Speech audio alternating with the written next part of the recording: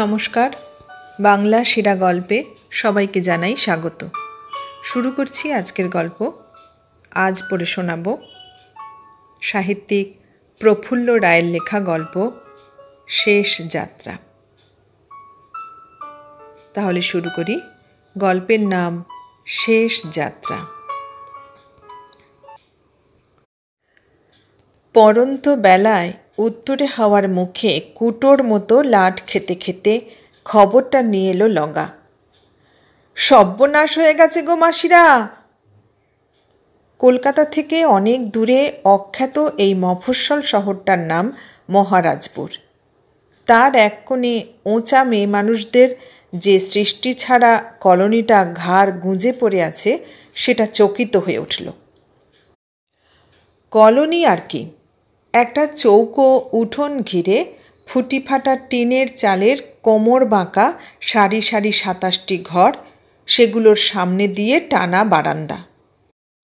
পৃথিবীর সবচেয়ে জঘন্য ২৬টা মেয়ে মানুষ এখানকার একটি করে ঘরের স্থায়ী বাসিন্দা।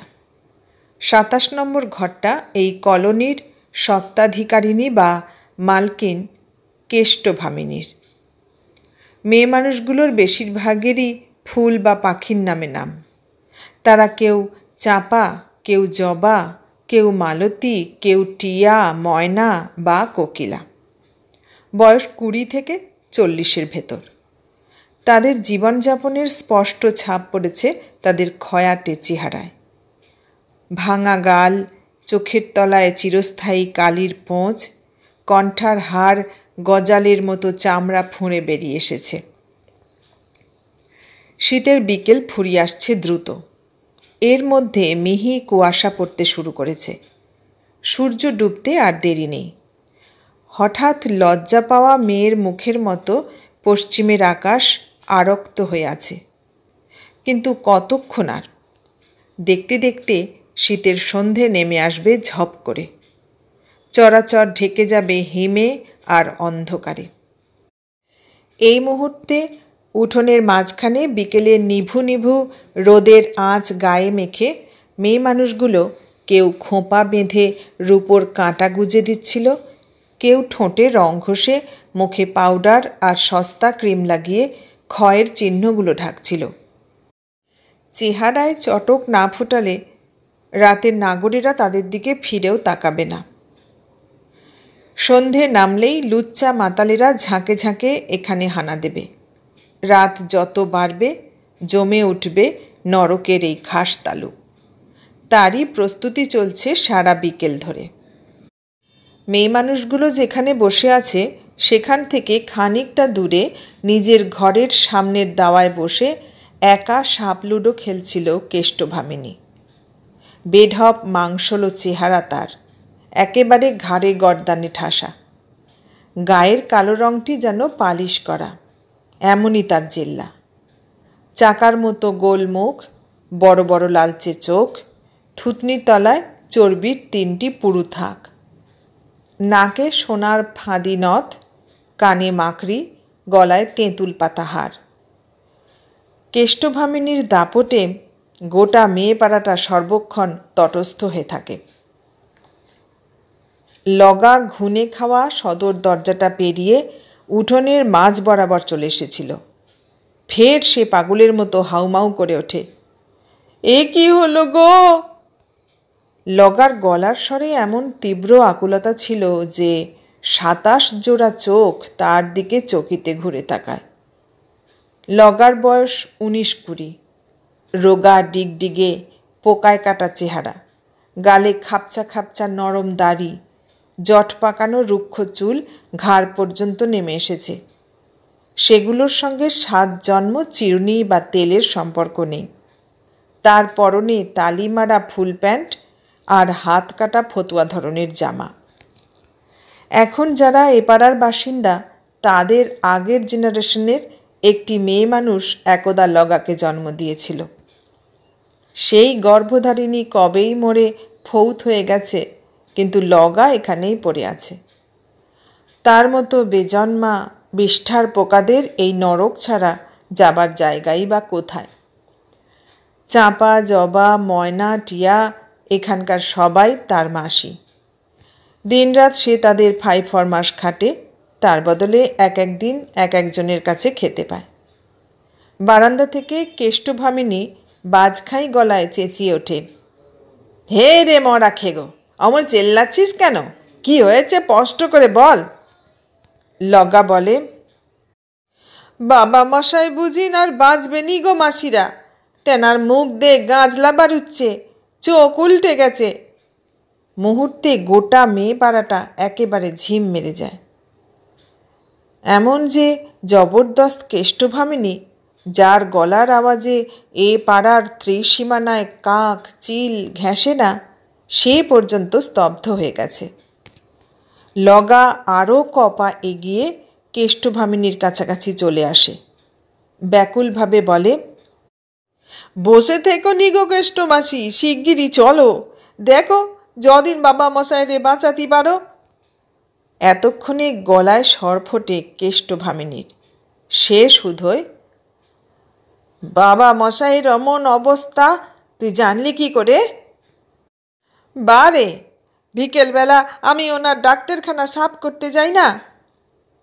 কেষ্টভামিনীর এবার খেয়াল হয়, এ পাড়ার মেয়ে মানুষদের হাজার রকম হুকুম তামিল করার পর সকাল বিকেল দুবেলা বাবা মশাইয়ের ডাক্তারখানায় গিয়ে ঝেড়ে মুছে সব ফিটফাট করে দেয় লগা। তার জন্য রাস্তার টিউবওয়েল থেকে কুঁজোয় ভরে জল নিয়ে আসে, কোনো দিন কেরোসিন কুকারে 4টি ভাতও ফুটিয়ে দেয়। আজ এবেলা গিয়ে বাবা মশাইকে ওভাবে পড়ে থাকতে দেখে দৌড়ে চলে এসেছে। কেষ্টভামিনী আর বসে থাকে না, ধর্মর করে উঠে পড়ে। নিজের ঘরে ঢুকে টিনের তোরঙ্গ থেকে কিছু টাকা বার করে আঁচলে বেঁধে বাইরে এসে দরজায় তালা লাগিয়ে বলে, চল। অন্য মেয়ে মানুষগুলো ততক্ষণে উঠোনের মাঝখানে উঠে দাঁড়িয়েছে। রুদ্ধশ্বাসে তারা কেষ্টভামিনীকে বলে, আমরাও যাব কেষ্টমাসি। আর কিছুক্ষণের মধ্যে এ পাড়ায় খদ্দেরদের আনাগোনা শুরু হয়ে যাবে। সারা রাত শরীর বেচে মেয়ে মানুষগুলো যা পায়, এলাকার মালকিন হিসেবে তার 4 ভাগের 1 ভাগ কেষ্টভামিনীর প্রাপ্য। এখন যদি ওরা তার সঙ্গে বেরিয়ে পড়ে, আজকের ব্যবসাটি একেবারে মাটি। 26টি মেয়ে মানুষের রাতভর রোজগারের সিকিভাগ তো কম কথা নয়। মনে হচ্ছে আজ আর সে আশা নেই, অনেকগুলো টাকা পুরো বরবাদ। অন্যদিন এ সময় কেউ বেরুবার কথা মুখে আনলে মাথায় আগুন ধরে যেত কেষ্টভামিনীর। চেঁচিয়ে গালাগাল দিয়ে তুলকালাম কাণ্ড বাঁধিয়ে দিত সে। কিন্তু বাবা মশাইয়ের কথা আলাদা, তার জন্য একদিন কেন 10 দিন ব্যবসা বন্ধ রাখা যায়। ওই লোকটার কাছে এ পাড়ার বাসিন্দাদের ঋণের শেষ নেই। তার সম্বন্ধে এমন একটা খারাপ খবর শোনার পর কেউ কি হাত পা গুটিয়ে বসে থাকতে পারে? কেষ্টভামিনী বলে, আচ্ছা চল। মেয়ে মানুষগুলো যে জামা কাপড়ে ছিল তাই পরেই নিজের নিজের ঘরে তালা লাগিয়ে কেষ্টভামিনী আর লগার সঙ্গে বেরুতে যাবে, এমন সময় বাধা পড়ে। উটকো 2-1টা খদ্দের এর মধ্যেই দিশি মদ গিলে টং হয়ে হানা দেয়। মানুষের আদিম প্রবৃত্তির তো বিনাশ নেই, এই জন্তুগুলো দিন রাতের বাজবিচার করে না। একটা মাঝবয়সী লোক, তার নাম মহিন, ভারী থলথলে চেহারা, মাথার মাঝখান দিয়ে সিঁথি, চোখের তলায় কালি, দৃষ্টি ঢুলু ঢুলু এবং আরক্ত। এই অঞ্চলে একটি ছোট যাত্রা দলের মালিক। জড়ানো গলায় বলে, ই কি মিছিল করে সব চললে কোথায়? কেষ্টভামিনী বলে, আজ আমাদের ক্ষমা করেন মহিন বাবু, কাল আসবেন। মহিন চিরবিড়ি ওঠে, শরীর তেতে উঠল আজ, আর চান করব কিনা কাল, মায়েরই আর কি। তার সঙ্গী আর একটা খয়াটে চেহারার লোক নেশার ঘোরে সামনে টলছিল। ডাইনে বাঁয়ে এলোমেলো পা ফেলে কোনো রকমে নিজেকে খাড়া রেখেছে সে। কেষ্টভামিনীর থুতনির কাছে হাত ঘুরিয়ে বলে, সোনামণি, যে দোকান খুলেছ তার ঝাঁপ বন্ধ করা যায় না। কত টাকা চাও?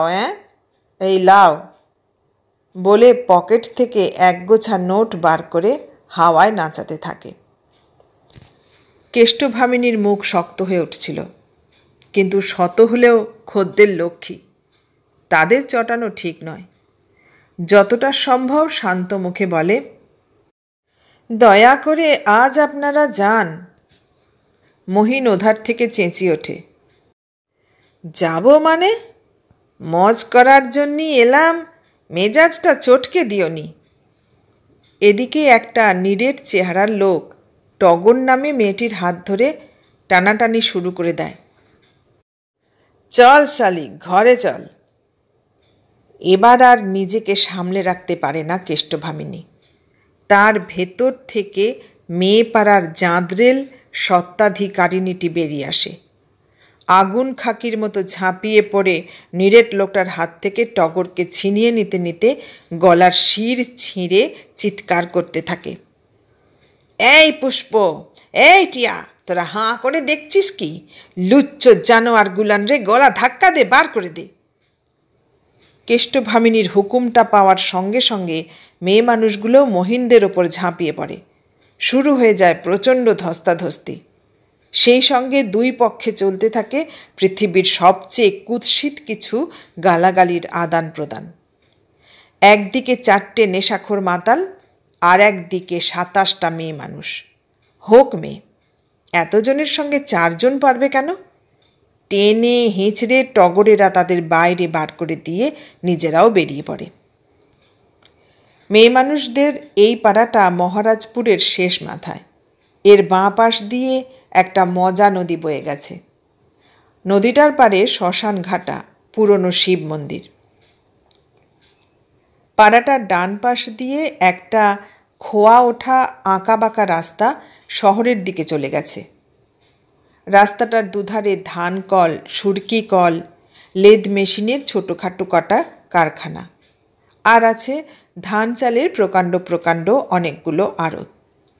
সেসব পেরিয়ে গেলে একটা হেলে পড়া পুরনো ঘরে ভুবন ফার্মেসি। ঘরটার মাথায় টুটো ফুটো টিনের চাল।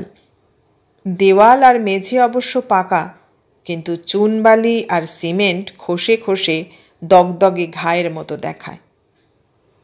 রাস্তার দিকের দরজার মাথায় মান্ধাতার আমলের যে সাইনবোর্ডটা তেরছা অবস্থায় ঝুলে আছে, বছরের পর বছর জলে ধুয়ে এবং রোদে পুড়ে তার বেশিরভাগটাই অস্পষ্ট হয়ে গেছে।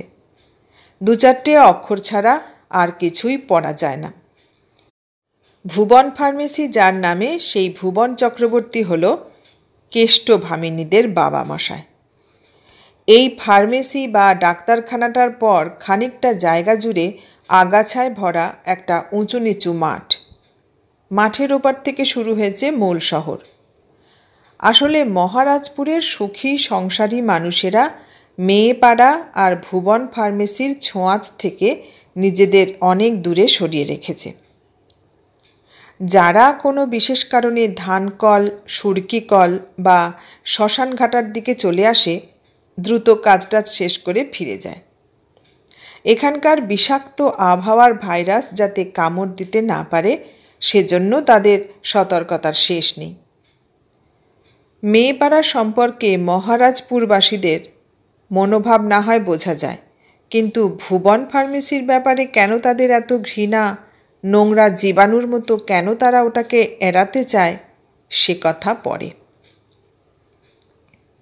কেষ্টভামিনীরা যখন ভুবন ফার্মেসিতে এসে পৌঁছল, সন্ধে নামতে শুরু করেছে।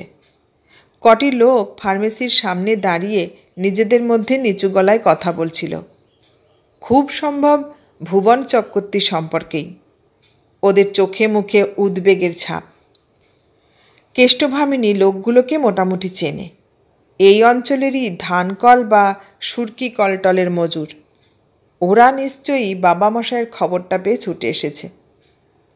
এক পলক লোকগুলোর দিকে তাকিয়ে ডাক্তারখানায় ঢুকে পড়ে কেষ্টভামিনী এবং তার পেছন পেছন অন্য মেয়েরা। ঘরটা বিরাট। মাঝখানে পরপর 4টে ওষুধ বোঝাই পুরনো আলমারি, সেগুলোর বেশিরভাগেরই পাল্লার কাঁচ নেই। সামনে টেবিল চেয়ার, টেবিলটার অবস্থা কহতব্য নয়।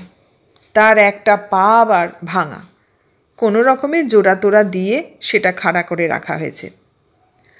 একটা ময়লা চিটচিটে চাদর দিয়ে টেবিলটা ঢাকা, তার উপর ডাঁই করা কাগজপত্র, স্টেথোস্কোপ, দোয়াত, কালি, ব্লাড প্রেশার মাপার মেশিন ইত্যাদি। এখানে বসেই রোগী দেখে থাকে ভুবন চক্রবর্তী। টেবিলের সামনের দিকে দুটো কাঠের বেঞ্চ, সেগুলো রোগীদের বসার জন্য। ওষুধের আলমারির পেছন দিকে রান্নাবান্নার ব্যবস্থা। বাঁ দিকে একটা বড় তক্তাপোষে সর্বক্ষণ তেল চিটে অনন্ত শয্যা পাতা থাকে। ভুবন চক্রবর্তী ওখানে শোয়। মোট কথা, এই ঘরখানা একসঙ্গে ভুবন চক্রবর্তীর রান্নাঘর, শোয়ার ঘর এবং ডাক্তারখানা। ঘরের মাঝখানে একটা বেশি পাওয়ারের বাল্ব জ্বলছিল। তার আলোয় দেখা গেল বাঁ ধারের তক্তাপোষটায় কাত হয়ে পড়ে আছে ভুবন চক্রবর্তী। তার বয়স 70-এর কাছাকাছি। ভারী চেহারা, গোল মাংসলো মুখ, মাথার একটি চুলও কালো নেই, গালে 7-8 দিনের দাড়ি, পরনে খাটো ধুতি আর ফতুয়া। লগা যা খবর দিয়েছিল তার একটি বর্ণ মিথ্যে নয়। কেষ্টভামিনীরা তক্তাপোষের কাছে এগিয়ে এসে দেখল ভুবনের চোখ আধবোজা, মুখ বাঁ দিকে খানিকটা বেঁকে গেছে আর গাল বেয়ে গাঁজলা বেরুচ্ছে। 2 দিন আগেও মেয়েপাড়ায় গিয়েছিল ভুবন চক্রবর্তী। তখনও তাকে যুবকদের মতো তাজা টকবগে দেখাচ্ছিল। মেয়েদের সঙ্গে কত রগর টগর করল। কে ভাবতে পেরেছিল 2 দিনের মধ্যে তার এমন হাল হবে? কেষ্টভামিনী অনেকখানি ঝুঁকে আস্তে আস্তে ডাকে, বাবা মশাই, বাবা মশাই। ভুবনের দিক থেকে সাড়া নেই। কেষ্টভামিনী আরও বার কয়েক ডাকাডাকি করল, কিন্তু একইভাবে নিশ্চল পড়ে থাকে ভুবন। এই পৃথিবীর কোনো শব্দ তার কানে পৌঁছেছে কিনা বোঝা যায় না। কেষ্টভামিনী এবার কাঁপা গলায় তার সঙ্গিনীদের শুধোয়, কি করি বল দিকিন। মেয়ে মানুষগুলো শ্বাসরুদ্ধের মতো গা ঘেঁষাঘেঁষি করে দাঁড়িয়েছিল। তাদের মধ্যে থেকে জবা নামের মেয়েটি বলে ওঠে, দেখো তো বাবা মশায়ের নাড়ি চলছে কিনা। ব্রাহ্মণ হলেও ভুবন চক্রবর্তীকে ছোঁয়াছুঁয়ির ব্যাপারে তাদের ভয় বা সংকোচ নেই। ভুবন নিজেই সেসব অনেক আগে ভাঙিয়ে দিয়েছে। কতবার মেয়েপাড়ার বাসিন্দারা তার পায়ে হাত দিয়ে প্রণাম করেছে তার কি হিসেব আছে? তাছাড়া রোগবালাই হলে মেয়েদের গায়ে হাত দিয়ে তাকেও তো পরীক্ষা করতে হয়। কেষ্টভামিনী ভুবনের হাতটা তুলে আঙুল দিয়ে নাড়ি টিপে ধরে। একবার মনে হয় তীর তীর করে চলছে, পরক্ষণে মনে হয় না, ওটা একেবারেই থেমে গেছে। খুব সন্তর্পণে ভুবনের হাতটা বিছানায় নামিয়ে রেখে তার কপালে নিজের ডান হাতটা রাখে কেষ্টভামিনী। ভুবনের গা বরফের মতো ঠান্ডা। এবার আরও ঝুঁকে তার ফতুয়ার বোতাম খুলে বুকের ওপর কান ঠেকিয়ে রাখে কিছুক্ষণ। তারপর সোজা হয়ে দাঁড়িয়ে বলে, মনে লাগছে আশা আছে, বুকটা ধুকুর ধুকুর করছে। টগর বলে, বাবা মশাইরে বাঁচানোর জন্যে কিছু তো করা দরকার। প্রথম দিকটায় একটু দিশেহারা হয়ে পড়লেও নিজেকে সামলে নিয়েছে কেষ্টভামিনী। তার ভেতর থেকে বেরিয়ে এসেছে মেয়েপাড়ার ব্যক্তিত্ব সম্পন্ন মালকিনটি। কোনো কারণেই যে সহজে বিচলিত হয় না, ভেঙে পড়ে না। বলে, আমি এক্ষুনি ডাক্তার ডেকে আনছি বলে অন্য মেয়েদের ভুবন ফার্মেসিতে রেখে শুধুমাত্র জবাকে সঙ্গে করে বেরিয়ে যায়। ভুবনের ডাক্তারখানার পর আগাছা ভর্তি ডাঙাটা পার হতেই একটা ফাঁকা সাইকেল রিক্সা পাওয়া গেল। জবাকে নিয়ে সেটায় উঠে কেষ্টভামিনী বলে, বাজার পাড়ায় চলো। মহারাজপুরের এক কোণে ঘাড় গুঁজে পড়ে থাকলেও এ শহরের নারী নক্ষত্রের খবর তার জানা। বাজার পাড়াতেই রয়েছে এখানকার সবগুলো ডাক্তারখানা। ভুবন ফার্মেসির পর আগাছায় ভর্তি এবড়ো খেবড়ো ডাঙাটা পেরুলে ছাড়া ছাড়া কিছু বাড়িঘর। সেখান থেকে আরও খানিকটা গেলে শহরের জমজমাট চেহারাটা চোখে পড়ে। মেয়েপাড়ার বিষাক্ত আবহাওয়া থেকে বহু দূরে সুখী ভদ্র সংসারী মানুষদের নিজস্ব এই পৃথিবী, যেখানে কেষ্টভামিনীরা দূষিত জীবাণুর মতো অবাঞ্ছিত। চলতে চলতে 25-30 বছর আগের কথা মনে পড়ছিল কেষ্টভামিনীর। সেই সময়টায় বর্ধমানের গাঁ থেকে তাকে ফুসলে বার করে নিয়ে এসেছিল তারই দূর সম্পর্কের এক আত্মীয়। শহরে নিয়ে তাকে রানী করে রাখবে, পটের বিবির মতো সেজে গুজে পায়ের ওপর পা তুলে দিন কাটাবে সে, ইত্যাকার নানা রঙিন স্বপ্নে তাকে একেবারে জাদু করে ফেলেছিল সেই ফন্দিবাজ লুচ্চাটা। তার আগে হাজার হাজার যুবতী ঘোরের মধ্যে উদ্ভ্রান্তের মতো যা করে বসে তাই করেছিল কেষ্টভামিনী। এমন এক ফাঁদে সে পা দিয়েছিল যেখান থেকে বেরিয়ে আর কোনো দিন বাড়ি ফেরা যায় না। দিন কয়েক ফুর্তি টুর্তি লোটার পর মহারাজপুরের মেয়েপাড়ায় তাকে পৌঁছে দিয়ে সেই আত্মীয়টি উধাও হয়ে যায়।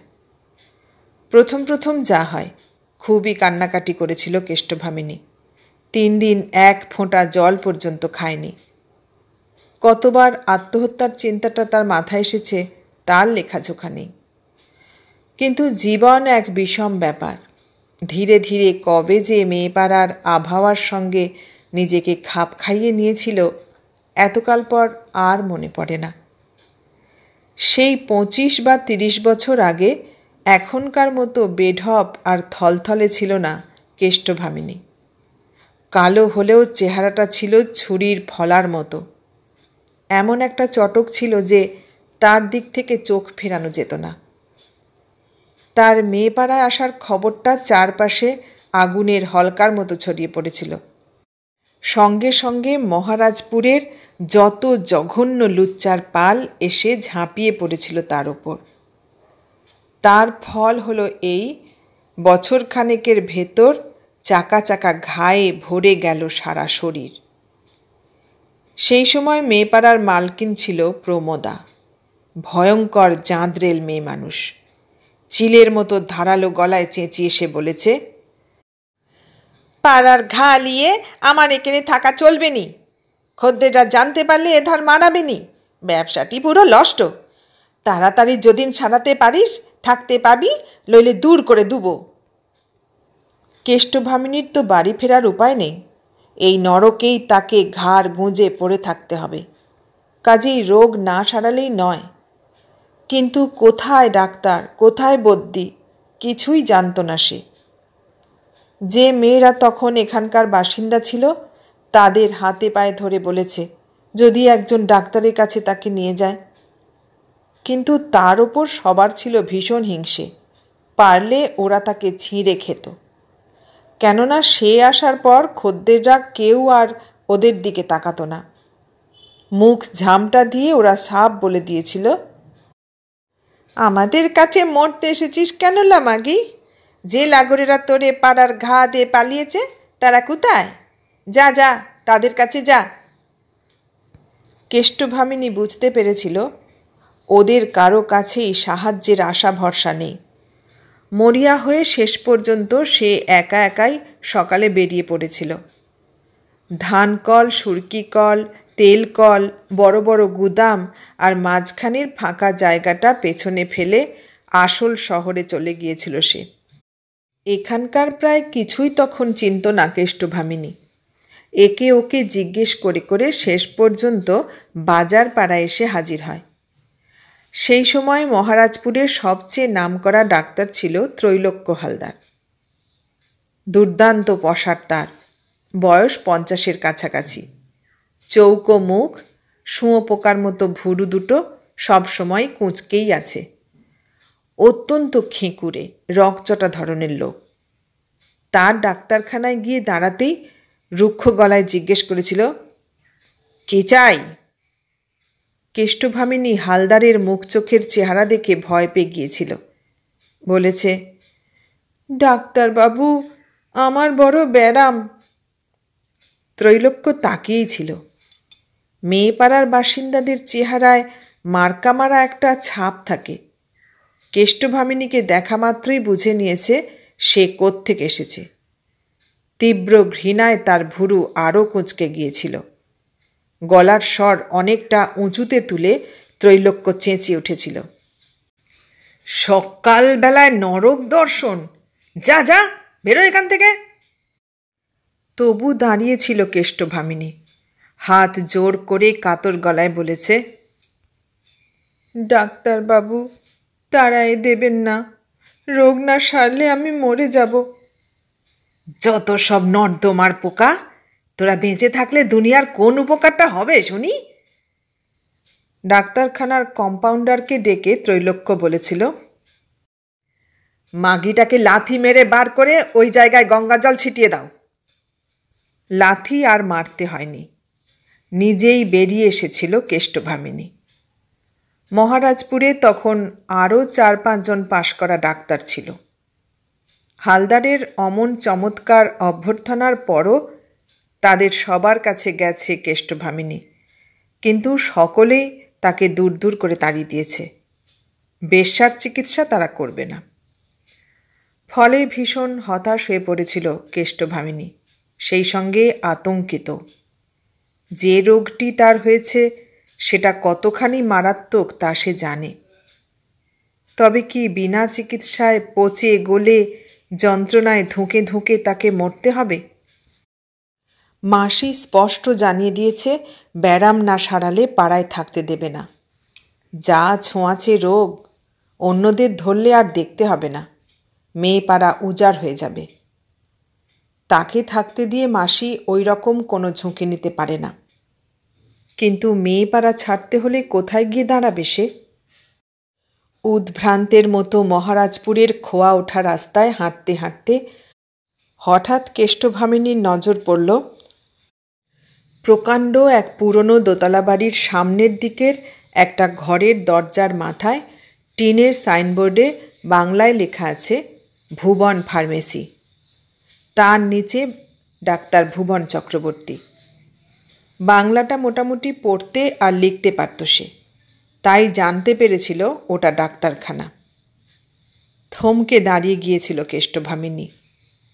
আগের ডাক্তারখানাগুলোতে তার যা অভিজ্ঞতা হয়েছে তাতে ভেতরে ঢুকবে কি ঢুকবে না ঠিক করতে পারছিল না। শেষ পর্যন্ত মনস্থির করে ফেলে সে, বড় জোর অন্য জায়গার মতো এখান থেকেও তাকে বার করে দেবে, তার বেশি তো কিছু নয়। কেষ্টভামিনী যখন এসব ভাবছে সেই সময় ভেতর থেকে একটা ভারী গলা ভেসে এসেছিল, কে কে ওখানে? ভারী হলেও কণ্ঠস্বরটি ভয় ধরানো নয়। পায়ে পায়ে দরজার কাছে এগিয়ে গিয়ে কেষ্টভামিনী বলেছে, আমি আমি ভেতরে কটা ওষুধের আলমারি, টেবিল চেয়ার, এক কোণে আধময়লা একটা পর্দা টাঙিয়ে তার ওপাশে রোগী দেখার ব্যবস্থা। টেবিলের ওধারে যে ডাক্তারবাবুটি বসেছিল তার বয়স 40-45। নাকের তলায় ঝুপো গোঁফ, পরনে গলাবন্ধ কোট আর ধুতি। ডাক্তারের ডান পাশে একটা লোক, খুব সম্ভব তার কম্পাউন্ডার। সেই সকালবেলায় রোগী টোগী ছিল না, ডাক্তারখানা একেবারে ফাঁকা। ভুবন চক্রবর্তী পুরোপুরি পাশ করা ডাক্তার নয়, বাঁকুড়া না কোথায় যেন মেডিকেল স্কুলে বছর 2 যাতায়াত করেছিল। সেই 25-30 বছর আগে এই বিদ্যেতেই কাজ চলে যেত। পাশ করাদের মতো পসার না হলেও রোগী টোগী কম হতো না তার ডাক্তারখানায়। ভুবন বলেছিল, ভেতরে এসো। ডাক্তারখানায় ঢুকে টেবিলের এপারেই মেঝেতে মাথা ঠেকিয়ে প্রণাম করেছে কেষ্টভামিনী। তারপর উঠে দাঁড়িয়ে কাঁপা গলায় বলেছে, আমারে বাঁচান বাবা মশাই। কেন যে তার মুখ দিয়ে বাবা মশাই শব্দটা বেরিয়ে এসেছিল নিজেই জানে না। শুধু মনে হয়েছিল এই মানুষটির করুণা পাওয়া যেতে পারে। ভুবন বলেছিল, আগে বসো, তারপর বলো কি হয়েছে তোমার। মেয়ে পাড়ার বাইরের কেউ তাকে বসতে বলবে, কেষ্টভামিনীর কাছে এটা একেবারে আশাতীত। সেই সকাল থেকে যে লাঞ্ছনা আর ঘৃণা জুটেছে, তারপর ভুবন চক্রবর্তীর এই সদয় ব্যবহারে তার চোখে জল এসে গিয়েছিল। একটা চেয়ারে খুব জড়সড় হয়ে বসে মুখ নামিয়ে রেখে সে বলেছে, আমি কোথায় কোন লড়কে থাকি নিশ্চয় বুঝতে পারছেন। বিব্রতভাবে ভুবন বলেছে, ঠিক আছে, ব্যারামের কথাটা বলো। কোনো বিষম রোগ তাকে ধরেছে। এরপর তার বিবরণ দিয়ে ব্যাকুলভাবে কেষ্টভামিনী বলেছে, আপনি ছাড়া আমাকে বাঁচাবার আর কেউ নেই বাবা মশাই। একটু চুপ করে থেকেছেন ভুবন। বাজারের একটি মেয়ের চিকিৎসা করবে কি করবে না সেটাই যেন ভেবে উঠতে পারছিল না। উৎকণ্ঠায় শ্বাস প্রশ্বাস যেন বন্ধ হয়ে আসছিল কেষ্টভামিনীর। সে বলেছে, বাবা মশাই, আপনার দয়া কি পাবো না? রাস্তায় পড়ে পড়ে মরে যাব। কেষ্টভামিনীর শেষ কথাগুলো ভুবনকে যেন প্রচণ্ড ঝাঁকুনি দিয়ে গেছে। স্থির সিদ্ধান্তে পৌঁছে গিয়েছিল সে। বলেছিল, চিন্তা করিস না, আমি তোকে সারিয়ে তুলব। তুমি থেকে এক লহমায় তুইতে নেমে গিয়েছিল সে।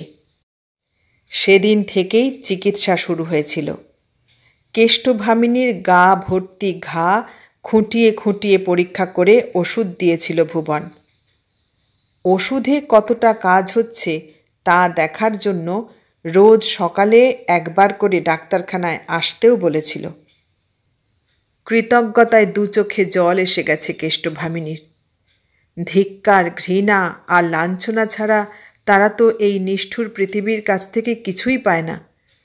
ভুবনের সহানুভূতি তাকে একেবারে অভিভূত করে ফেলে।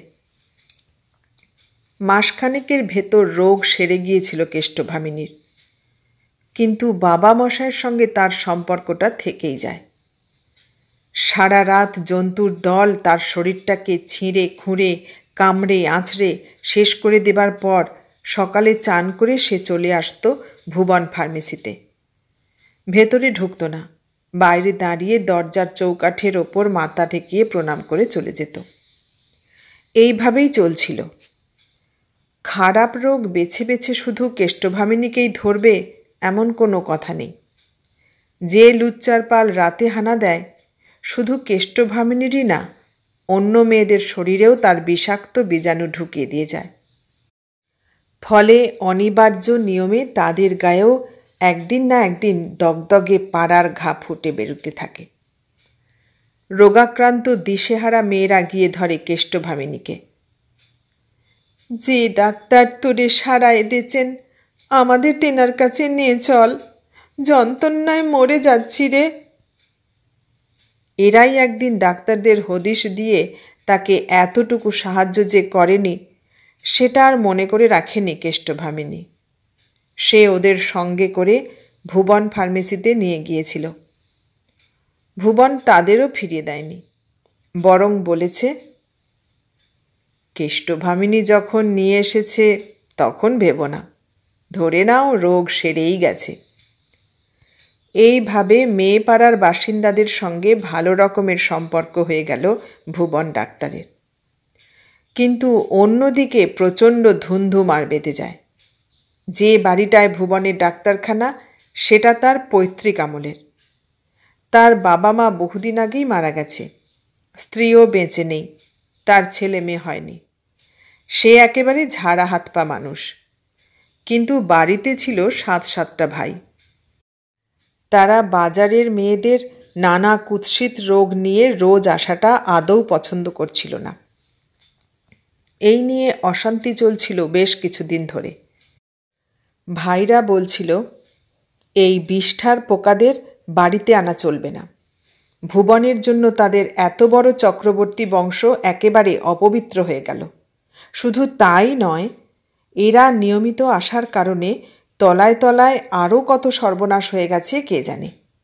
কেননা বাড়িতে যুবক ছেলে ছোকরা তো কম নেই। তারা এইসব নোংরা ওঁচা মেয়ে মানুষগুলোর ফাঁদে যে লুকিয়ে লুকিয়ে পা দিয়ে বসেনি তারই বা গ্যারান্টি কোথায়? চক্রবর্তীরা নিষ্ঠাবান সৎ ব্রাহ্মণ, তাদের শুদ্ধতা আর রইল না। বাড়িটা বাজারের মেয়েদের একটা কলোনি হয়ে উঠল। ওদের আর এখানে আসা চলবে না। ভাইদের সঙ্গে গোলমালের ব্যাপারটা তখনই জানতে পারেনি কেষ্টভামিনী, জেনেছিল অনেক পরে।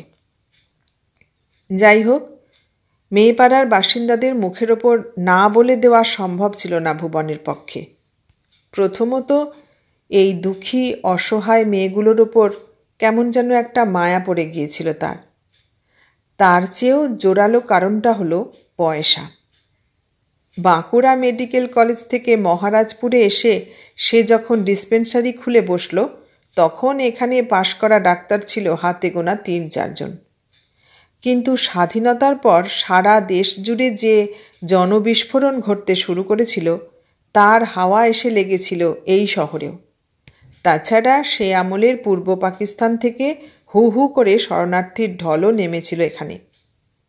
অনিবার্য নিয়মে ডাক্তারের সংখ্যাও বেড়ে চলল। নতুন যেসব ডাক্তার এলো, তাদের নামের পাশে লম্বা ডিগ্রি। তাদের ছেড়ে রোগ সারাতে কেউ ভুবন ডাক্তারের কাছে আসবে কেন? তার হাতে রয়ে গেল কিছু গরিব গুরব, ধানকল সুরকিকলের মজুর আর মেয়ে পাড়ার ওঁচা কটি মেয়ে মানুষ। এদের, বিশেষ করে মেয়ে মানুষগুলোর তার উপর অগাধ আস্থা। তাদের আনুগত্যের ভেতর কোথাও এতটুকু ফাঁক নেই। বাঁচুক মরুক, ভুবনের হাতের ওষুধটি ছাড়া তাদের চলবে না। ভুবনেরও ওদের ছাড়া গতি নেই। ভুবন ভাইদের বুঝিয়েছে, মেয়েগুলো ভালো রে, নেহাত কপালের ফেরে পাঁকে নামতে হয়েছে। ভাইরা বলেছে, বেশ্যা আবার ভালো, নচ্ছার পাপির দল। পাপী হয়ে কেউ জন্মায় না। ওদের এই অবস্থার জন্য আমাদের সোশ্যাল সিস্টেমই দায়ী। সমাজতত্ত্বের এসব গূঢ় ব্যাখ্যা শোনার মতো ধৈর্য ছিল না ভাইদের। তাদের সাফ কথা, বাজারের মেয়েদের বাড়িতে আনা চলবে না। ডিসপেন্সারিটা যদিও রাস্তার দিকে, তবু সেটা বাড়িরই একটা অংশ তো। এই নিয়ে একদিন তুল কালাম কাণ্ড ঘটে গেল। ভুবন চক্রবর্তী ঠিক করে ফেলল, ভাইদের সংস্রবে আর থাকবে না। বাড়ি থেকে ডিসপেন্সারি তুলে নিয়ে সে চলে এলো গুদাম ঘরগুলোর কাছাকাছি একটা টিনের চালায়। সেই থেকে 25-30টা বছর এখানেই কেটে গেল তার। মহারাজপুরের যে অংশে সুখী, ভদ্র, সামাজিক শৃঙ্খলায় আবদ্ধ মানুষেরা থাকে, তার সঙ্গে ভুবনের বিন্দুমাত্র সম্পর্ক নেই। 30 বছর কম সময় নয়। এর মধ্যে মহারাজপুর যেমন বদলে গেছে, তেমনি পরিবর্তন হয়েছে মেয়েপাড়াতেও। সেদিনের ছিপছিপে পাতলা গড়নের যুবতী কেষ্টভামিনী এখন থলথলে ভারী চেহারার মধ্যবয়সী মেয়ে মানুষ, এবং সে আমলের অন্য যুবতী মেয়েরা বেশিরভাগই মোড়ে হেজে সাপ। কেউ কেউ পাড়া ছেড়ে কোথায় চলে গেছে, তার হদিশ কেষ্টভামিনীরা রাখে না। পৃথিবীর কোথাও ফাঁকা জায়গা তো পড়ে থাকে না। অনিবার্য নিয়মেই নতুন জেনারেশনের মেয়েরা এসে গেছে।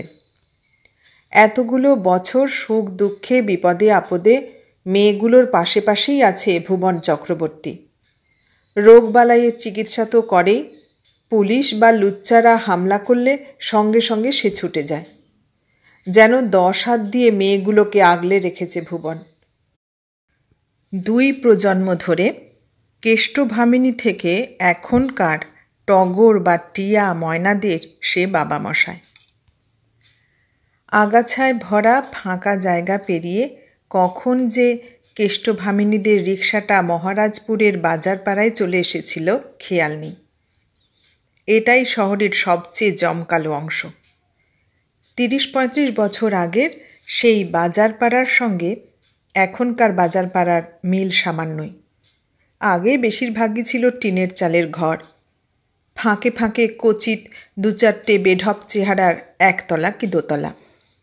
এখন যেদিকে যতদূর চোখ যায়, লাইন দিয়ে নতুন নতুন তেতলা আর 4 তলা বাড়ি। সেগুলোর নিচের তলায় বিরাট বিরাট সব দোকান। কলকাতার ধাঁচে দুর্দান্ত সব শো উইন্ডো, কোনোটা টিভির, কোনোটা টেক্সটাইল মিলের। ওষুধের দোকান, রেস্তোরাঁ, ব্যাংক, ডাক্তারদের চেম্বার, সিনেমা হল সব এখানে। সারাদিন তো বটেই, অনেক রাত পর্যন্ত জায়গাটা গমগম করতে থাকে। এখানকার সমস্ত কিছুই কেষ্টভামিনীর মুখস্থ। 30-35 বছর আগে সেই যে প্রথম এখানে উদ্ভ্রান্তের মতো ডাক্তারের খোঁজে ছুটে এসেছিল, তারপর কতবার এসেছে তার হিসেব নেই। রিলায়েন্স ফার্মেসি নামে একটা বড় ডাক্তারখানার সামনে এসে রিকশা থামায় কেষ্টভামিনী। ভাড়া মিটিয়ে নেমে পড়ে। ডাক্তারখানার সামনের দিকে সারি সারি কাচের আলমারি দিয়ে সাজানো ওষুধের দোকান। পেছন দিকে ডাক্তার হিরণময় সেনের চেম্বার। হিরণময়ের বয়স বেশি না, 40-এর অনেক নিচে, কিন্তু এর মধ্যেই যথেষ্ট নাম করে ফেলেছে। উঠতি ডাক্তারদের মধ্যে তার পসার সবচেয়ে বেশি। সর্বক্ষণ তার চেম্বারে লাইন লেগে থাকে। ওষুধের আলমারিগুলো ডান পাশ দিয়ে একটা সরু প্যাসেজ চলে গেছে ভেতর দিকে। তার শেষ মাথায় রোগীদের জন্য ওয়েটিং রুম, তারপর দরজায় পর্দা লাগানো ডাক্তারের চেম্বার। ওয়েটিং রুমে ভিড় ছিল। সেখানে এসে ঘণ্টাখানেক অপেক্ষা করার পর কেষ্টভামিনীর ডাক পড়ল। বড় টেবিলের ওধার থেকে লম্বা ঝকঝকে চেহারার হিরণময় ডাক্তার বলে, বলুন কি হয়েছে? দিনকাল এখন অনেক বদলে গেছে। 30-35 বছর আগে কেষ্টভামিনীকে দেখা মাত্র এই মহারাজপুরের ডাক্তাররা তাড়িয়ে দিয়েছিল, কিন্তু এখনকার ডাক্তাররা একেবারে অন্যরকম। রোগটা কার তা নিয়ে আদৌ মাথা ঘামায় না। টাকাটা কার কাছ থেকে এলো, চোর, লুচ্চা না বেশ্যা, সে সম্বন্ধে তাদের দুর্ভাবনা নেই। ওদের কাছে রোগ সারিয়ে টাকা পাওয়াটাই জীবনের একমাত্র লক্ষ্য, আর সব কিছুই অর্থহীন। হাত জোর করে কেষ্টভামিনী বলে, ডাক্তারবাবু, আপনারে আমার সঙ্গে যেতে হবে। বাবা মশাই মরতে বসেছে, আপনি তেনারে বাঁচান। হিরণময় হকচকিয়ে যায়। বাবা মশাইকে? ডাক্তারের নাম বলে কেষ্টভামিনী, কিন্তু নামটা আদৌ হিরণময় আগে শুনেছে কিনা বোঝা গেল না। আসলে ভুবন সেই যে মহারাজপুরের আদি এলাকা ছেড়ে ধানকল, সুরকিকলের কাছে চলে যায়, তারপর এদিকে আর বিশেষ আসেনি। তার সঙ্গে এই অঞ্চলের যোগাযোগ একেবারেই ছিন্ন হয়ে গিয়েছিল। মহারাজপুরের ভদ্রপাড়ার মানুষজন তাকে মনে করে রাখেনি। হিরণময় ভুবন সম্পর্কে আর কোনো রকম কৌতূহল প্রকাশ করে না, শুধু জিজ্ঞেস করে, তাকে দেখতে কোথায় যেতে হবে? কেষ্টভামিনী বলে, ওই যে ধানকল খড়কলগুলান যেখানে আছে সেখানে। এক্ষুনি বেরুতে পারবো না, অনেক রোগী অপেক্ষা করছে, তাদের দেখতে ঘণ্টাখানেক লেগে যাবে, তারপর যেতে পারি। আমরা বসছি ডাক্তারবাবু, আপনি কাজ সেরে নিন। আমার ভিজিট কত জানা আছে? না। রোগীর বাড়ি গেলে 64 টাকা নিই, আর যাতায়াতের রিক্সা ভাড়া। এতগুলো টাকা! বুকের ভেতরটা ধক করে ওঠে কেষ্টভামিনীর। পরক্ষণে মনে পড়ে ভুবন চক্রবর্তী একদিন তার নতুন জীবন দিয়েছিল। শুধু তাই না, মেয়েপাড়ার বাসিন্দাদের জন্য নিজেদের বাড়িঘর, আত্মীয় স্বজনের সঙ্গে সব সম্পর্ক চুকিয়ে দিয়ে চলে এসেছিল। তার জন্য সামান্য কটা টাকা সে খরচ করতে পারবে না? তাছাড়া কেষ্টভামিনী জানে, সুস্থ হবার পর ভুবন চক্রবর্তী হিসেব করে তার প্রতিটি পয়সা ফেরত দিয়ে দেবে। কারো কাছেই সে ঋণী হয়ে থাকতে চায় না। কেষ্টভামিনী বলে, দেব ডাক্তারবাবু, আপনি যা কইলেন তাই দেব। এরপর ভুবন ডাক্তারের রোগের লক্ষণগুলো খুঁটিয়ে খুঁটিয়ে জেনে নিয়ে কেষ্টভামিনীকে ওয়েটিং রুমে গিয়ে অপেক্ষা করতে বলে হিরণময়। কিন্তু 1 ঘণ্টা নয়, প্রায় ঘণ্টা দেড়েক বাদে কেষ্টভামিনীদের সঙ্গে বেরিয়ে পড়ে হিরণময়। রাস্তায় এসে দুটো সাইকেল রিক্সা নেওয়া হয়। সামনের রিকশায় ওঠে কেষ্টভামিনী আর জবা, পেছনেরটায় হিরণময়, তার সঙ্গে ওষুধপত্রে বোঝাই ঢাউস মেডিকেল ব্যাগ। আগে আগে থেকে কেষ্টভামিনীরা হিরণময়ের রিকশাটাকে পথ দেখিয়ে নিয়ে যায়। ভুবন ফার্মেসিতে যখন ওরা পৌঁছল, বেশ রাত হয়ে গেছে। এ পাড়ায় এমনিতে লোক চলাচল যেটুকু হয় তার বেশিরভাগটাই দিনের বেলায়। সন্ধ্যের পর বিশেষ করে শীতকালে জায়গাটা নির্জন হয়ে যায়। এখন তো একেবারেই নিঝুম। লগার মুখে সেই পড়ন্ত বেলায় ভুবনের খবরটা পাওয়ার পর মেয়েপাড়া ফাঁকা করে যারা কেষ্টভামিনীর সঙ্গে দৌড়ে এসেছিল, সেই টগর, টিয়া, ময়নারা এখনও ঠায় দাঁড়িয়ে রয়েছে। কয়েকজন ভুবনের বিছানার কাছাকাছি ঠান্ডা মেঝেতে বসে আছে। তাদের মধ্যে লগাকেও দেখা যাচ্ছে। তবে ধানকল, সুরকিকল কি লেদ মেশিনের মজুররা আর নেই। তারা সন্ধ্যের পরপরই চলে গেছে। মেয়ে মানুষগুলোর চোখে মুখে ঘোর উৎকণ্ঠা। কেষ্টভামিনী কখন ডাক্তার নিয়ে ফিরবে সেজন্য তারা পথের দিকে তাকিয়েছিল। সাইকেল রিকশা থেকে নেমে কেষ্টভামিনী তাড়া লাগানোর সুরে লগাকে বলে, তাড়াতাড়ি ডাক্তারবাবুর বাক্সটা লাবিয়ে নিয়ে আয়। হিরণময় নেমে পড়েছিল। কেষ্টভামিনী তাকে সঙ্গে করে ভুবন ফার্মেসির ভেতর চলে আসে। পেছন পেছন মেডিকেল ব্যাগ নিয়ে আসে লগা এবং অন্য মেয়েরা। যে মেয়ে মানুষগুলো ভুবনকে ঘিরে বসেছিল হিরণময়দের দেখে উঠে দাঁড়ায়। হিরণময় বলে, রোগীর ঘরে এত ভিড় কেন? আপনারা বাইরে যান। কেষ্টভামিনী বলে, আমিও যাব? না, আপনি থাকুন। মেয়েরা বাইরে গিয়ে দরজার কাছে উদ্বিগ্ন মুখে দাঁড়িয়ে থাকে। ভুবনকে পরীক্ষা করতে করতে হিরণময় বুঝে যায় মারাত্মক ধরনের হার্ট অ্যাটাক হয়েছে। মুখের বাঁ দিকে আর শরীরের নিচের অংশটায় পক্ষাঘাতের সমস্ত লক্ষণই স্পষ্ট। কেষ্টভামিনী শ্বাসরুদ্ধের মতো বলে, বাবা মশাইয়ের কি হয়েছে ডাক্তারবাবু? স্ট্রোক। বলেই হিরণময়ের খেয়াল হয় ইংরেজি শব্দটা বোধহয় বুঝতে পারবে না কেষ্টভামিনী। সোজা বাংলায় বুঝিয়ে দেয়, বুকের অসুখ। বাঁচবে তো? 2 দিন না কাটলে বলতে পারবো না। কেষ্টভামিনী বলে, বাবা মশাইরে বাঁচায় তোলেন ডাক্তারবাবু। হিরণময় বলে, বাঁচা মরা মানুষের হাতে নেই, তবে ডাক্তার হিসেবে চেষ্টা করতে পারি। কিন্তু কিন্তু কি? অনেক রকম পরীক্ষা করতে হবে রোগীর, তার উপর ট্যাবলেট, ইঞ্জেকশন এসব তো আছেই। প্রচুর খরচ। খরচের কথায় ভেতরে ভেতরে ঘাবড়ে যায় কেষ্টভামিনী। ঢোক গিলে বলে, কীরকম লাগবে যদি বলেন? হিরণময় জানায়, রোগীর যা হাল তাতে আজই 2-1টা পরীক্ষা করা দরকার। সেগুলো করা না হলে ভালো করে চিকিৎসা শুরু করা যাবে না।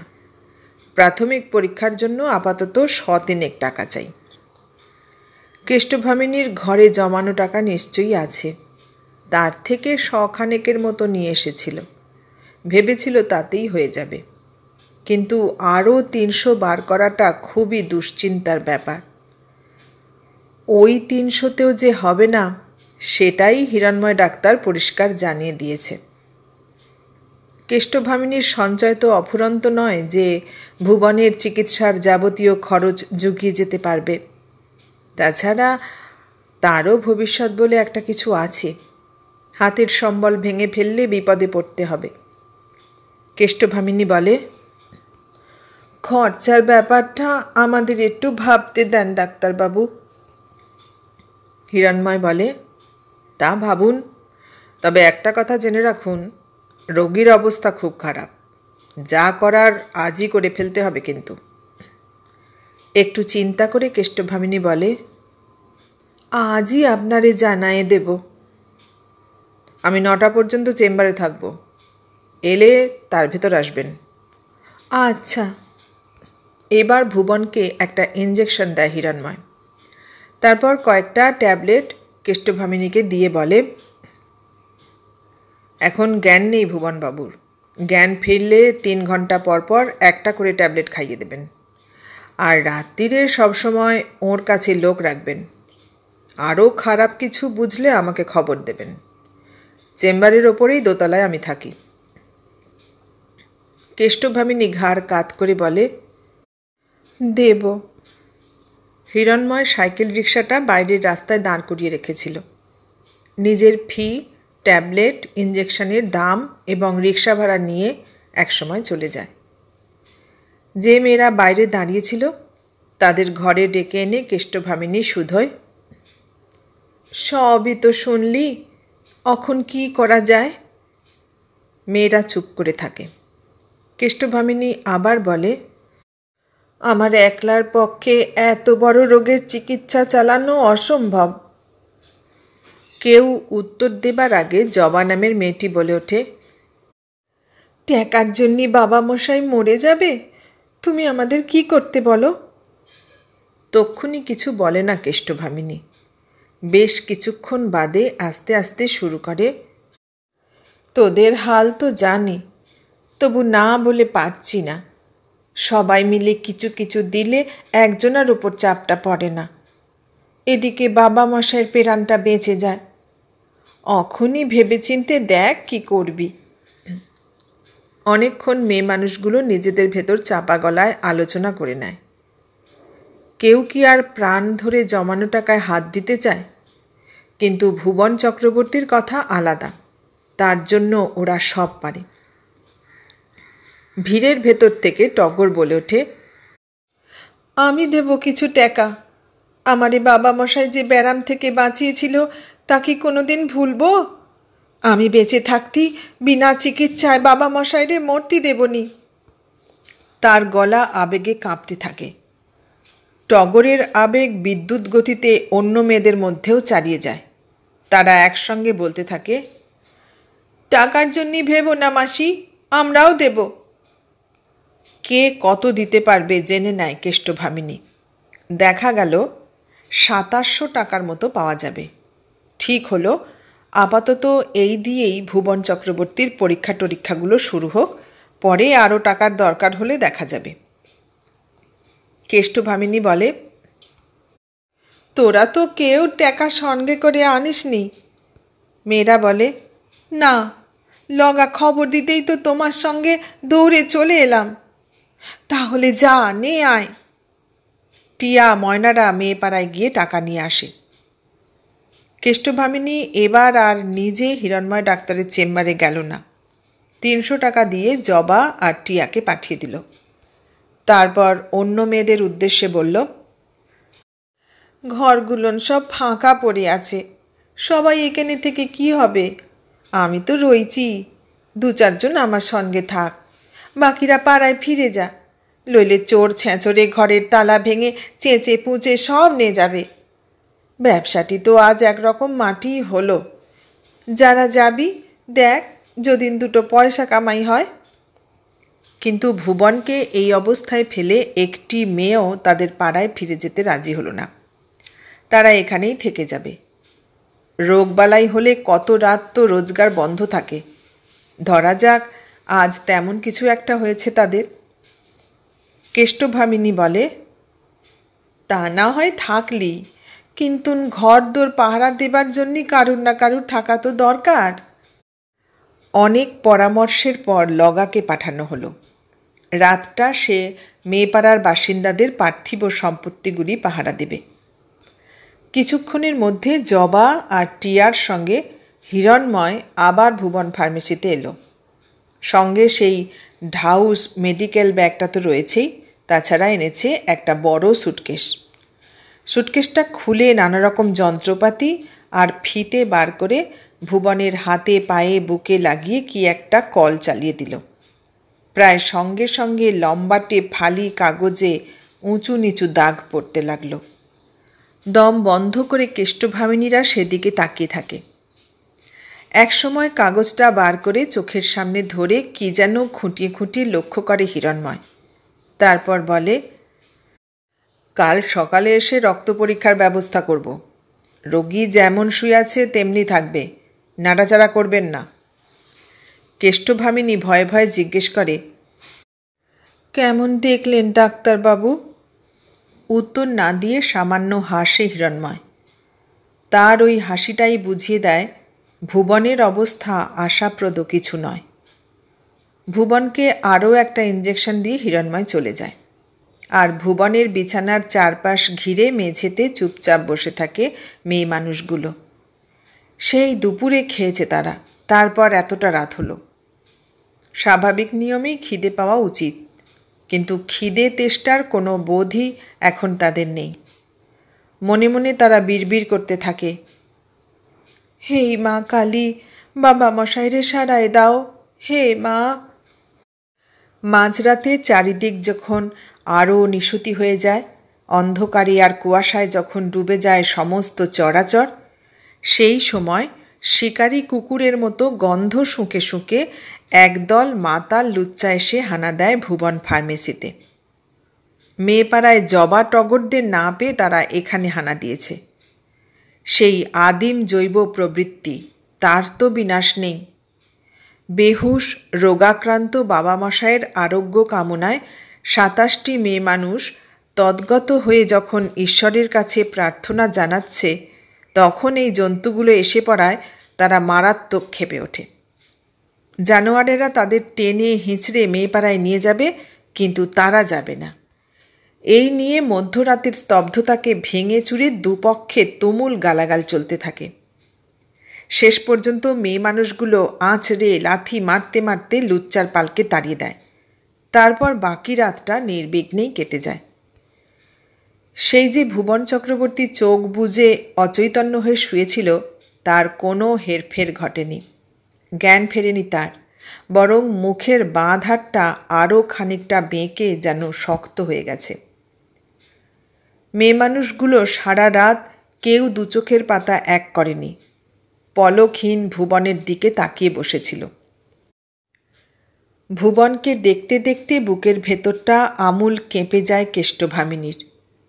বারবার আবছাভাবে কেউ যেন জানিয়ে দেয় লক্ষণটা ভালো নয়। ভুবনের মুখের ওপর ঝুঁকে সে কাঁপা গলায় ডাকতে থাকে, বাবা মশাই, বাবা মশাই। সাড়া নেই। এবার ভুবনের বুকে কপালে হাত দিয়ে চমকে ওঠে কেষ্টভামিনী। শরীরটা বরফের মতো ঠান্ডা আর শক্ত হয়ে গেছে। দ্রুত হাত সরিয়ে অন্য মেয়েদের বলে, আমি ডাক্তারবাবুর কাছে যাচ্ছি। এই ভোরবেলায় রাস্তা একেবারে ফাঁকা, কোথাও জনপ্রাণী চোখে পড়ছে না। রিকশার চিহ্ন মাত্র নেই। অগত্যা একরকম দৌড়তে দৌড়তেই কেষ্টভামিনী বাজার পাড়ায় এসে হিরণময় ডাক্তারের ঘুম ভাঙায়। চোখ রগড়াতে রগড়াতে হিরণময় নিজেই দরজা খুলে দিয়েছিল। সাত সকালে কেষ্টভামিনীকে দেখে অবাক হয়ে জিজ্ঞেস করে, কী হয়েছে? কেষ্টভামিনী বলে, আমার বড্ড ভয় করছে ডাক্তারবাবু, দয়া করে চলেন। রোগীর জ্ঞান ফিরেছিল? না। কিছু একটা আন্দাজ করে নেয় হিরণময়। আর কোনো প্রশ্ন না করে বলে, রাস্তায় গিয়ে দেখুন রিকশা পাওয়া যায় কি না, আমি আসছি। এর মধ্যে রোদ উঠে গিয়েছিল, দু চারটে রিকশাও বেরিয়ে পড়েছে। কিছুক্ষণ বাদে হিরণময় ডাক্তারকে সঙ্গে করে ভুবন ফার্মেসিতে ফিরে আসে কেষ্টভামিনী। ভুবনের গায়ে একবার হাত দেয় হিরণময়, তারপর দ্রুত নাকের কাছে হাতটা এনে শ্বাস প্রশ্বাসের ক্রিয়াটি বুঝতে চেষ্টা করে। পরক্ষণে স্টেথোস্কোপ বুকে লাগিয়েই তুলে নেয়। তার মুখে হতাশা আর বিষাদের ছাপ ফুটে উঠতে থাকে। ২৭টি মেয়ে মানুষের হৃৎপিণ্ডের উত্থান পতন থেমে গিয়েছিল। শঙ্কাতুর মুখে এক দৃষ্টে তাকিয়ে আছে তারা হিরণময়ের দিকে। কেষ্টভামিনী একসময় রুদ্ধস্বরে জিজ্ঞেস করে, কেমন দেখলেন ডাক্তারবাবু?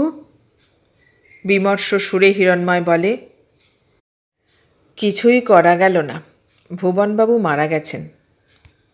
ভুবন ফার্মেসিতে টিনের চালের প্রকাণ্ড ঘরটার ভেতর সময় যেন থমকে দাঁড়িয়ে থাকে।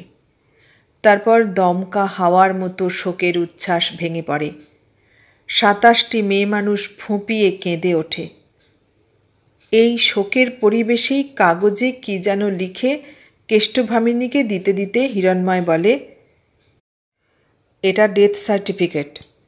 ভুবনবাবুকে সৎকার করতে নিয়ে গেলে শ্মশানে এটা লাগবে। আচ্ছন্নের মতো হাত বাড়িয়ে সার্টিফিকেটটা নেয় কেষ্টভামিনী। মেডিকেল ব্যাগটা আজ আর খুলতে হয়নি। সেটা হাতে ঝুলিয়ে নিয়ে হিরণময় বলে, আচ্ছা চলি। আঁচলের গিট খুলে টাকা বার করতে করতে কেষ্টভামিনী বলে, আপনার টাকাটা ডাক্তারবাবু। কি ভেবে হিরণময় বলে, থাক, ওটা আর দিতে হবে না, বলে চলে যায়। এদিকে প্রাথমিক শোকের উচ্ছ্বাস কিছুটা থিতি এলে কেষ্টভামিনী বলে, এখন কি করা? হ্যাঁ রে মেয়েরা। আসলে ভুবনের এমন আচমকা মৃত্যুতে একেবারে দিশেহারা হয়ে পড়েছে সে। কি করবে, কি করা উচিত ভেবে উঠতে পারছে না। মেয়ে মানুষগুলোর মনের অবস্থাও কেষ্টভামিনীর মতোই। বিহ্বলের মতো তার দিকে ওরা তাকিয়ে থাকে। বেলা ক্রমশ বাড়ছিল। সূর্য পূব আকাশের খাড়া পার বেয়ে অনেকখানি ওপরে উঠে এসেছে। গাঢ় কুয়াশা কেটে গিয়ে ঝলমলে রোদে ভরে গেছে চারিদিক। মৃত্যুর গন্ধ কিভাবে যেন হাওয়ায় হাওয়ায় ছড়িয়ে যায়। সুরকি কল, ধান কল আর বড় বড় গুদামের মজুরেরা একজন দুজন করে ভুবন ফার্মেসির সামনে এসে জড়ো হতে থাকে। তাদের কেউ কেউ চাপা শব্দ করে কাঁদছিল, কেউ বা হাতের পিঠে চোখের জল মুছছিল। আসলে ভুবন চক্রবর্তীর মতো আপনজন তো তাদের কেউ ছিল না। মেয়ে মানুষগুলো মুহ্যমানের মতো দলা পাকিয়ে বসে আছে। কেষ্টভামিনী বলে, কি রে, তোরা চুপ করে আছিস কেন? কিছু বল। বাইরে থেকে তাকে যতই জবরদস্ত মনে হোক, আসলে মানুষটা ভেতরে ভেতরে খানিকটা দুর্বল। বিশেষ করে মৃত্যু টিত্যুর ব্যাপারে খুব অস্থির হয়ে পড়ে।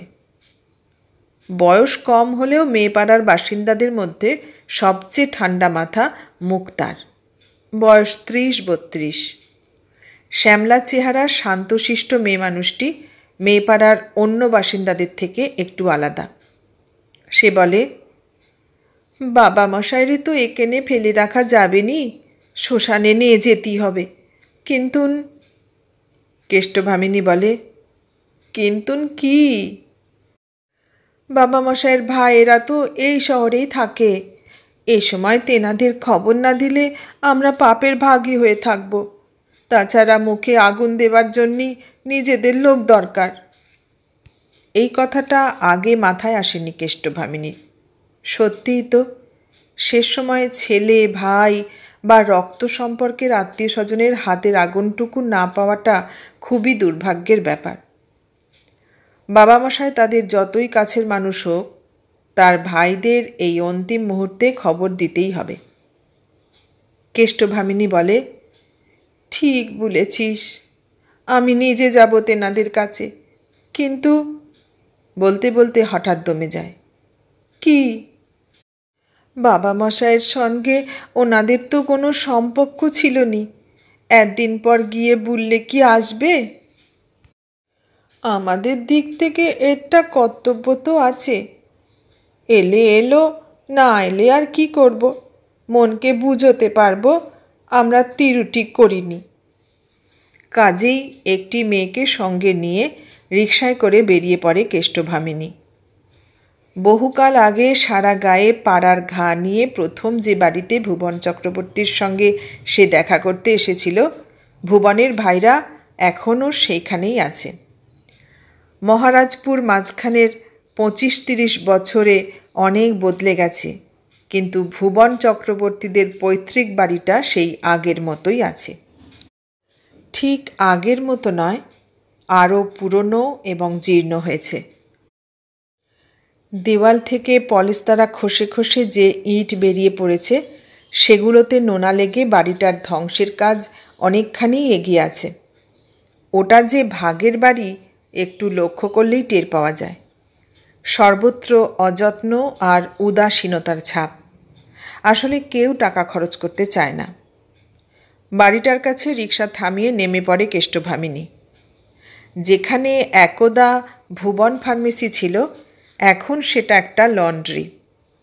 হয়তো ভুবনের ভাইরা ভাড়া দিয়েছে লন্ড্রিওয়ালাকে। ভয়ে ভয়ে সদর দরজায় কড়া নাড়তে একটা মধ্যবয়সী থলথলে চেহারার লোক বেরিয়ে আসে। চোখ মুখের যা ছাঁচ, তাতে তাকে ভুবন চক্রবর্তীর ভাই বলে সহজেই শনাক্ত করা যায়। কেষ্টভামিনীকে দেখা মাত্র ঘৃণায় লোকটির কপাল কুঁচকে যায়। কেষ্টভামিনী কোত্থেকে আসছে সেটা না বলে দিলেও চলে। মেয়েপাড়ার জীবনযাপনের চিরস্থায়ী ছাপ তো আর মুখ থেকে এ জন্মে তুলে ফেলা যাবে না।